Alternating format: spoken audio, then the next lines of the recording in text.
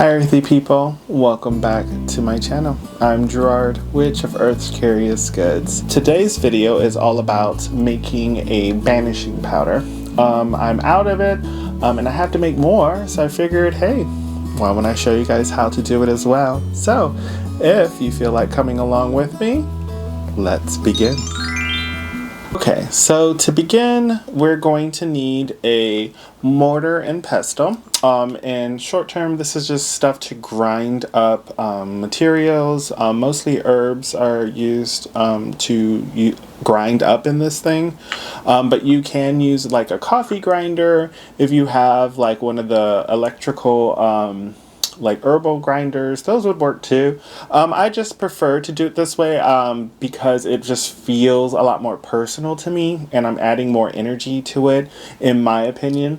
Now, just because you use like an electric coffee grinder or something of that nature to grind up the herbs or mix it all together does not make your magic less, okay? This just resonates with me, so this is why I do it, okay? Now feel free to do it exactly how I do it. If not, it's okay. Make the magic your own. Alright, so first thing we need to know is that all of the ingredients, think of the 4 C's, and super important that we're going to need some cayenne pepper. Cayenne pepper adds speed, hotness to this powder. This is the actual component that pushes things away, right? Cinnamon. Cinnamon is good to also add speed. It is related to the element of fire and also can help move things away, move away from you. Cumin. Also another good ingredient to exorcise or to take away, to push away, to banish. And whole cloves. You guys know how I love some cloves. I use it in a lot of my spell work, but cloves also has a component of exorcising, of getting rid of banishing. A lot of like curses out there, one of them in particular, like lemon curses and things, if you notice, they do utilize cloves in them. A lot of hoodoo practices utilize cloves, so it's an all-around great herb to use. So of course those are going to be the 4 C's. Now before we begin, I want to give you a little rundown of my banishing powder. What's it used for, right? Why make it? Why even have it? Now with a banishing powder, you can actually banish things, emotions, habits, people, so it's a great powder to have.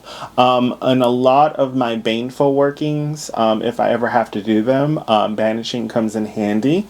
And also, if you stick around to the end of the video, I'll show you how to add an extra ingredient to the banishing powder to give it that oomph, and to also be able to use it with other materials, and we'll go over that at the end of the video. But for right now, banishing powder, I would recommend having it in your witchy arsenal or in your witchy supplies, because you never know when you might need it, right? It helps also if you've ever had to do a leave me alone spell or an anti-bully spell, or to get rid of someone that's toxic or hurting you or hurting someone else.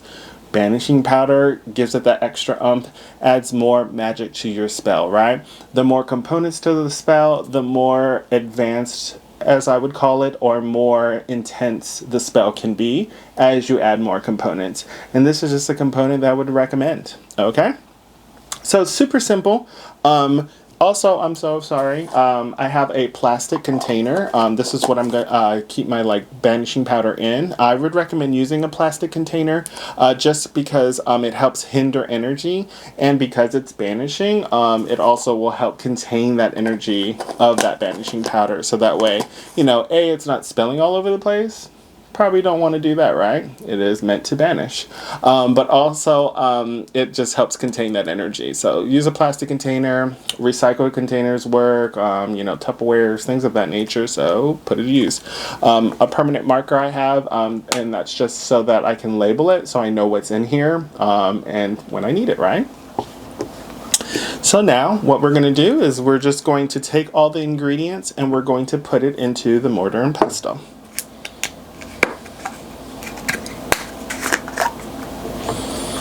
So I'm taking the cayenne pepper. Now feel free that some witches and spiritualists will put a certain amount in here, so maybe like 3 pinches, 7 pinches. Some will do like 6 pinches. You know, just you can do that. I found that I just like to have enough, so I kind of put them all equal parts. I've made this so many times that, you know, I don't even need to do pinches or measurements anymore. I just know that they're all equal in measurement. Okay, now that all the ingredients are in here, all I'm going to do is grind it up. As I'm grinding these ingredients together, as they're mixing together, I am not in a happy state of mood, okay? I'm not in a very thoughtful or loving energy. I'm thinking of like moments of where I was upset, or I'm also thinking of things that I would want to go away as I'm mixing this up, right? Because that's the type of energy that we want this banishing powder to contain and to do. So that's, as you're mixing, just make sure to do that. You can do it with your eyes closed. I tend to do it with my eyes closed. Some people will even say things over it. I don't say anything over my powder because I use it for different types of workings, and that's when I actually go ahead and put even further intentions into it.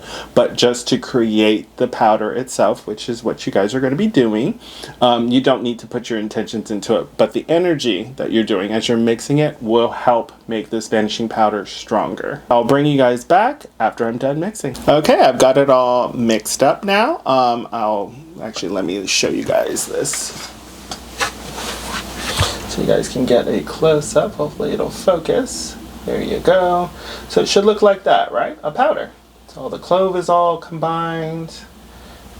You want to do this with, you know, your thoughts, your emotions in taking away, of going away, of getting rid of banishing, okay? Because of course it's banishing powder. Now all you're going to do is just take the powder carefully. You don't want to get it on your hand. If you do, it's not the end of the world. Just make sure to wash your hands really well. Obviously keep it away from your face.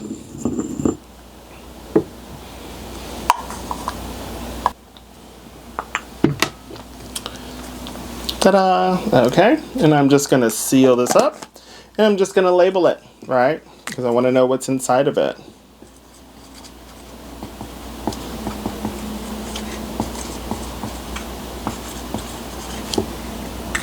There we are. Now, if you've stuck around this long, I'm going to now tell you the little trade secret to it. Adding a little bit of vinegar to your banishing powder, okay? You're going to add enough, and not a lot of vinegar, just little amounts at a time until it becomes like a gooey, sticky consistency. And the reason why is if you're doing like a candle spell, you're going to spread it onto the candle, right? If you are doing a banishing spell utilizing paper, you're going to smear some onto the paper, onto maybe the person's name, because you're banishing them, right? Maybe it's a habit that you want to get rid of, you know, maybe it's like smoking cigarettes, maybe you just don't want to have that bad habit anymore. Then you're going to take this banishing powder and smear it onto the cigarette and then do your spell, right? Remember, the more components to your spell, the more advanced it becomes, the more complex, the more energies are added to your spell, right? It's your craft. You're making it stronger. You're adding layers onto it. Well, that's it. Now you have your banishing powder. Thank you for coming along with me as I had to make more, and you should try it out. It works wonders. Just remember the 4 C's and then that secret ingredient at the end. And as always, stay earthy, stay magical, and until next time, love yourself and others. Bye for now.